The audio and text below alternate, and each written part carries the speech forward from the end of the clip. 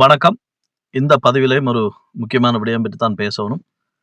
குறிப்பாக இலங்கை தீவின் முன்னாள் நிறைவேற்று அதிகாரம் கொண்ட ஜனாதிபதியாக இருந்த மரியாதைக்குரிய அம்மையார் சந்திரிகா பண்டாரநாயக்க குமாரதுங்க அவர்கள் அண்மையில் இருவேறு விடயங்களை பேசியிருந்தார். அதுக்கு இன்னொரு படி மேலே போய் இந்த ஆண்டும் போன ஆண்டும் குறிப்பிட்ட ஒரு நிகழ்வில் ஒரு மனதை கவரும் ஒரு விடயத்தையும் இவர் செய்திருந்தார். இவருக்கு நிறைய நன்றிகள், பாராட்டுகளை சொல்லணும். இந்த விடயத்துக்குள்ள போறதுக்கு முன்னுக்கு ஒரே ஒரு கருத்தொன்று, அதாவது இந்த தளத்தை பார்க்குற தங்கச்சி ஒரு ஆள் ஒரு கருத்தை போட்டிருக்கிறா. அதை ஒரு அபூர்வமா வாசிக்கிறேன். அதை இந்த திரையிலையும் காட்டுறேன். அவ என்ன பாராட்டினதுக்காக இல்லை, அதில் ஒரு விடயம் ஒன்று இருக்கிறது. இது நான் அடிக்கடி பேசுகிற விடயம் என்றபடியாக இது ஒருக்காக வாசித்து உங்களுக்கு ஒரு தெளிவுபடுத்தி போட்டு வேகமாக நான் கதைக்கு வந்த தலைப்புக்குள்ளே போவோம். நீங்கள் பார்க்குற இந்த விஜயின் பார்வை இந்த தளம் வந்து இதுக்கு முன்னுக்கு நான் இங்கிலீஷில் செய்து கொண்டிருந்தேன்னா எனக்கு 2 யூடியூப் சேனல் இருக்குது.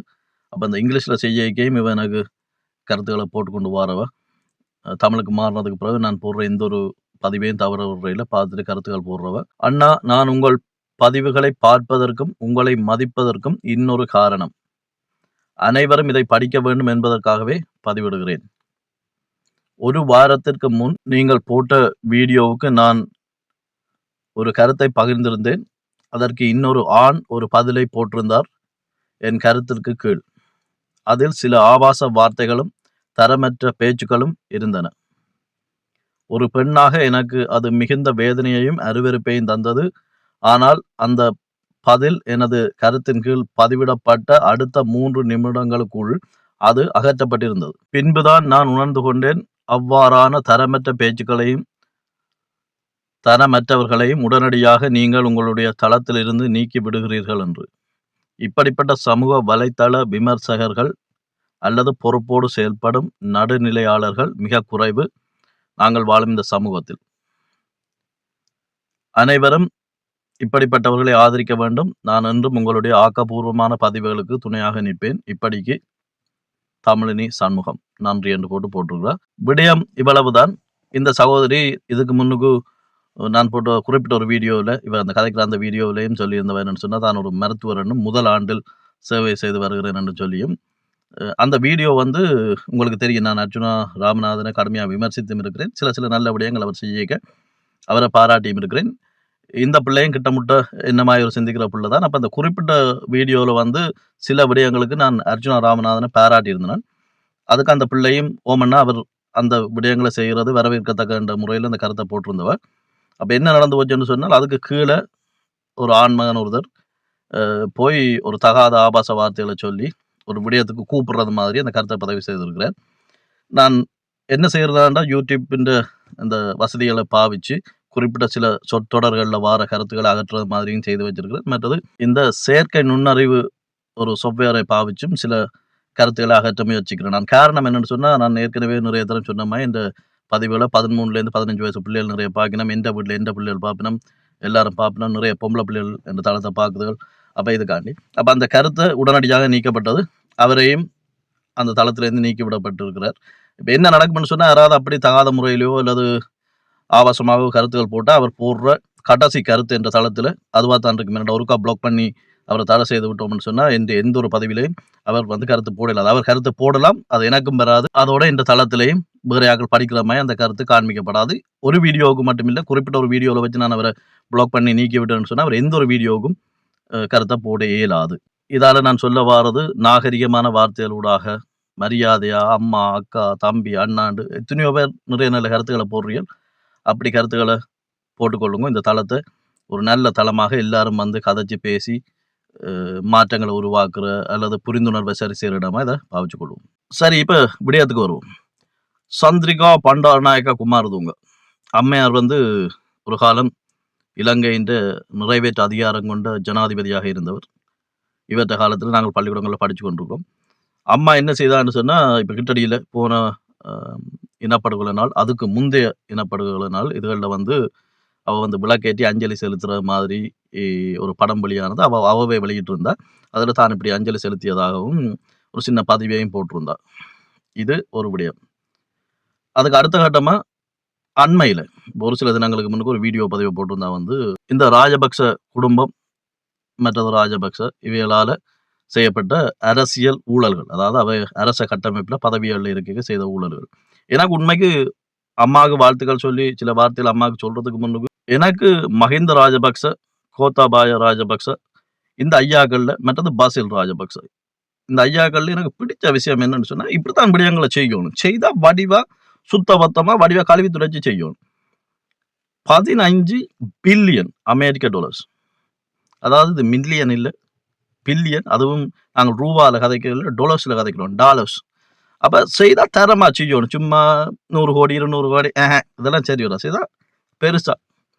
அப்ப இது ஐயாண்ட இந்த ஊழல் பற்றி அம்மா சந்திரிகா பேசியிருக்கிறார். முதலிலே அதுக்கு அம்மாவுக்கு ஒரு வாழ்த்துக்களை சொல்லிவிடுவோம். 2வது விடயம், அம்மா வந்து என்ன செய்தான்னு சொன்னா, இப்ப சரி பிள்ளைகளுக்கு வெளியில போய் ஒரு ஊழல வெளியில கொண்டு வந்து கதை கேட்க, ஒரு முன்னாள் ஜனாதிபதி கதை கேட்க, அது சர்வதேச மட்டத்திலேயும் ஒரு கவனத்தை பெறும். அது அவ சமூக வலைத்தளத்துல போட்டாலும் சரி, அல்லது ஒரு செவ்வியா கொடுத்தாலும் சரி, அதன் தாக்கம் கொஞ்சம் வலுவா இருக்கும்ன்றது உண்மை. சரி, இப்ப இந்த 2வது பிரச்சனைக்கு போவோம். அம்மையார் சந்திரிகா பண்டாரநாயக்க குமாரதுங்க அவர்களுக்கு இப்பொழுது சரியாக 81 வயது. 3 தினங்களுக்கு முன்னுக்கு தான் அவ பிறந்த நாளையும் அவ கொண்டாடி இருந்தவ. இப்ப விடயம் என்னன்னு சொன்னா, அம்மாவுக்கு கொஞ்சம் வயசாகுது. சிலவேளை கொஞ்சம் கொஞ்சம் மறதிகள் வர்றதுக்கு வாய்ப்பு இருக்குது. என்னடா 81 வயது, குறை சொல்ல இயலாது. நல்ல காலம் எங்கட அம்மம்மா. இப்ப என்ட அம்மான்ற தாயார் அடிக்கடி சொல்லுவா, "தம்பி இந்த வல்லார, பொன்னாங்கண்ணி இதுகள கொஞ்சம் கூட கூட சாப்பிடணும். அப்பதான் மூளை வேலை செய்யும். ஞாபக சக்தி நல்லா இருக்கும்னு" சொல்லி. சரி என்று சொல்லி அன்றைக்கு தொடங்கி இன்ற வரைக்கும் அதுகள சாப்பிடுறதாலும் என்னவோ கொஞ்சம் ஞாபக சக்தி இருக்குது. இந்த ஊழல் என்று வரைக்கும் அ அம்மையார் சந்திரிகா பண்டாரநாயக்கான்ற காலத்துல ஊழல்கள் நடந்தோ இல்லையோன்னா நிச்சயம் நடந்தது. பேசப்பட்ட ஊழல்கள் எல்லாம் இருக்குது. ஆனால் குறிப்பாக அம்மையார் மீது கடும் குற்றச்சாட்டுகள் இருக்கும்னு சொன்னா உண்மைக்கு இல்ல. நான் அறிஞ்ச அளவுக்கு.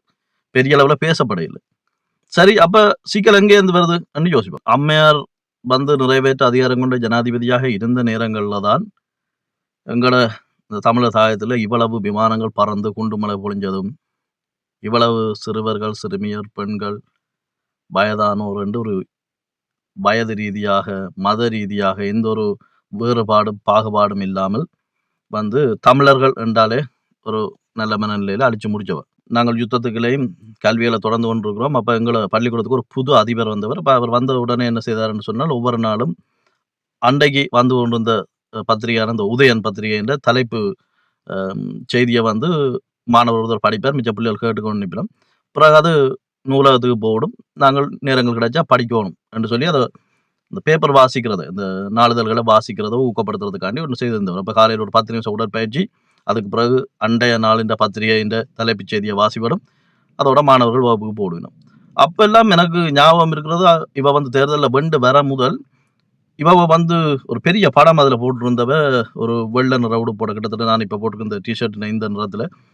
கிட்டத்தட்ட எப்படின்னு சொன்னா, இந்த கத்தோலிக்க இதுல சொல்லிவினம் வந்து இந்த சம்மனசுகள், பரிசுத்தாவி அப்படின்னுலாம் சொல்லிவினோம். இந்த வேத மதத்த நம்புறவ. அதே மாதிரி இப்ப ஒரு ஒரு தேவதை மாதிரியெல்லாம் காட்சிப்படுத்தி வந்து அம்மா வரப்போறா அப்படி இப்படின்னு சொல்லியெல்லாம் பேசிக்கொண்டு இருந்தவ. அப்ப தமிழர்கள் மத்தியிலேயும் ஒரு நம்பிக்கை இருந்தது. ஒரு பெண் ஒருத்தர் வர்றார். பெண்ணினத்தில் இந்த இரக்க குணங்கள் இருக்கும். இவ்வளவு உயிர்கள் போகுது, இவ்வளவு குழந்தைகள் கொல்லப்படுகிறோம்னு சொல்லி எதிர்பார்ப்புகள் உச்சத்தில இருந்தது. ஆனா அம்மால பிடிச்ச விஷயம் என்னன்னு சொல்லி சொன்னா, அம்மா அப்ப அந்த சொல்லி வந்ததா இந்த தமிழ்ல அவ சிங்களத்துல என்ன சொன்னாவோ தெரியல. தமிழ்ல இப்படித்தான் அந்த செய்தி இருந்தது. தான் ஆட்சிக்கு வந்தால், வந்த உடனேயே விடுதலை புலிகளோட பேச ஆரம்பிப்பேன். ஒருவேளை அதுல தீர்வு காண இயலாமல் அந்த பேச்சுக்கள் முறிந்தாலும், என்னுடைய அடுத்த செயற்பாடு பேசுவதாக மட்டுமே இருக்கும். அமைதி பேச்சுக்கள் சார்ந்து விடயங்களை பற்றி நான் பேசுவேனே தவிர, அமைதி, சமாதானம் இதற்கு வெளியில தான் எதையும் சிந்திக்க மாட்டேன். அதாவது பேச்சுவார்த்தை, பேச்சுவார்த்தை, பேச்சுவார்த்தை. இது மட்டும் தான் என்னுடைய பிரத்யேக, பிரதான முதல் கடமையாக இருக்கும் என்று சொல்லி வந்ததாகவும் அந்த செய்தி நீண்டு போனது.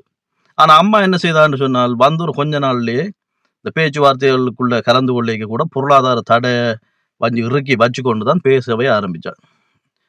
மருந்து மாத்திரைகள் வரையில, உணவு வரையில, மலேரியா அந்த கொடுமைகள் அறிஞ்சிருப்பீர்கள் அந்த நேரம். நிறைய பிள்ளைகள் இந்த மருத்துவ துன்பங்களை சாகிக்கு. அதாவது எப்படின்னு சொன்னால், உணவு, மருந்து எல்லா அடிப்படை தேவைகளையும் நிப்பாட்டி வச்சுக்கொண்டு, ஒரு முழுமையான பொருளாதார தடைய சுத்தி வச்சுக்கொண்டு தான் அம்மா பேசினவ. அப்படி ஒரு பெரிய மனசு கொண்ட ஒரு தாய்மை தான் அந்த அம்மா. எனக்கு விளங்குறது உண்டு. அந்த நேரம் இருந்தவ வந்து இந்த சிங்கள பேரினவாதம் அல்லது இந்த அடக்குமுறை அரசாங்கங்கள், அது என்ன தலைமை. நான் எப்பவும் நம்புவதும் என்னோட பழகுறவைக்கு சொல்றதும் வந்து, இந்த சிங்கள மக்களுக்கும் எங்களுக்கும் யுத்தங்கள் இல்ல ஒரு காலம். நாங்கள் அவைய நேசிக்கிறோம், அவை எங்கள நேசிக்கணும். அப்படித்தான் நான் நம்புறேன். நிறைய சிங்கள நண்பர்கள் இருக்கிறார்கள், பழகுவதுண்டு. இந்த இன அழிப்பு நாளுக்கு கூட இந்த WhatsAppல நிறைய பேர் வந்து இரங்கல் செய்திகள் அனுப்பினோம். ஒரு சில அம்மா எல்லாம் சொல்லியிருந்தா வந்து அவர் பேராசிரியரா இருக்கிறார். ஒரு சிங்கள பெண்மணின்னு சொல்லியிருந்தா, தான் ஒரு சிங்கள பெண்ணாக இந்த சூழலில் தான் அருவருக்கிறேன் அப்படி என்றெல்லாம் நிறைய வார்த்தைகள சொல்லியிருந்தார். அப்ப அப்படி ஆக்களும் இருக்கணும். ஆனால் அரசாங்கம் ஜனாதிபதிமாரண்ட அந்த நேரம் வரைக்க சிந்தனை ஒன்றுதான். தமிழனும் முடிச்சு விடு கதைன்னு சொல்லி.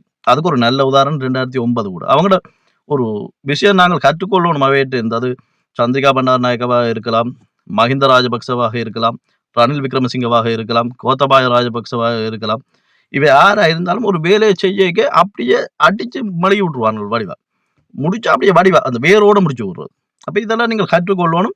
இப்ப இந்த பதிவ பார்க்குற நீங்கள் உடனே ஒரு பூங்கொத்தை ஒண்ணு வாங்கி கொண்டு ஓடி போய், அம்மா கொழும்புல இருந்தாண்டா அவருக்கு இந்த வாழ்த்துக்கள சொல்லி, குறிப்பா இந்த ஊழல கொண்டு வந்த வாழ்த்துக்கள சொல்லி, இந்த இனப்படுகொலை நாளுக்கு மெழுகுவர்த்தி கொளுத்தி அந்த படத்த போட்டதுக்கு நன்றிய சொல்லுங்க. ஏனென்று சொன்னால், இது எங்கட தலையாய கடமை.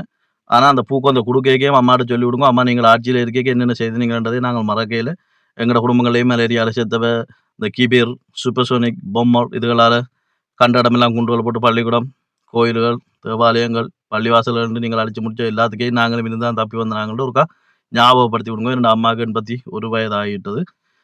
ஆனா இளமையா வயசு குறைஞ்சு இப்ப வாழ்ற பிள்ளைகள், வரலாறு தெரிஞ்சவ, மூத்தவ இவ ஒருக்கா போய் அவட்ட ஒருக்கா அதை ஞாபகப்படுத்தி விடுங்கோ. இந்த பதிவை நான் போடுறதுக்கு ஒரு காரணம் என்னன்னு சொன்னால், நாங்கள் ஏன் பழைய விடயங்கள கதைக்கோணும், பழைய அரசியல பேசோணும் என்றதுக்கான முக்கியத்துவத்த சொல்லத்தான் இந்த பதிவையே நான் போடுறேன். காரணம் என்னன்னு சொன்னால், குறிப்பாக இந்த யுத்த காலத்துக்கு பிறகு பிறந்த பிள்ளைகள், குறிப்பா இந்த நாட்கள்ல இந்த கலாச்சார சீரழிவுகள், சினிமா மோகங்கள், குடி அது இதுகள் என்று தெரியிற அந்த வரலாறு தெரியாத பிள்ளைகள், சில இடங்கள்ல பெற்றோர் சொல்லிக் குடுக்கவே மறந்து போச்சுன்னு இப்ப இந்த புள்ளைகளுக்கு இப்ப திடீரென்று சந்திரிகா அம்மா கூட நாளைக்கு ஒரு கதாநாயகி போலயோ அல்லது ஒரு ஒரு முன்மாதிரியாவோ தெரிய வழிக்கிடலாமே என்னன்னு சொன்னா ஊழல பற்றி கதைக்கிறா. மற்றது இனப்படுகொலை நாளுக்கு பார்றா இதெல்லாம் ஒரு பெண்மணி, இவவெல்லாம் ஒரு பெண்மணி. எவ்வளவு என்னதான் சொன்னாலும் பெண்மணி பெண்மணி தானே என்று சொல்லி புகழ விளக்கிட்டாலும் ஆச்சரியம் இல்ல. அதால உங்களோட பிள்ளைகளுக்கு வரலாறுகளையும் இதுகளையும் சொல்லிக் கொடுங்க. யாரையும் நாங்கள் பகைக்க தேவையில்லை, வெறுக்க தேவையில்லை, வன்மம் தேவையில்லை. நீங்கள் என்ன சொல்லிக் கொடுக்கணுமெண்டா, அழிச்சவன், எங்கள முடிச்சவன் ஒரு காலம் எங்களுக்கு உறவினர் ஆக இயலாது. அவனோட எங்களுக்கு ஒரு காலமும் தொடர்புகள் வேண்டாம். அதே நேரம் என்ன வேணும்? தமிழர்களுக்கு இடையிலே ஒற்றுமை, தமிழ் அரசியல்வாதிகளுக்குள்ள ஒற்றுமை, நல்ல அரசியல்வாதிகளை தெரிந்தெடுக்கணும். இவ்வளவுதான். இன்னொரு பதிவில உங்களை சந்திக்கும் வரை நன்றி. வணக்கம்.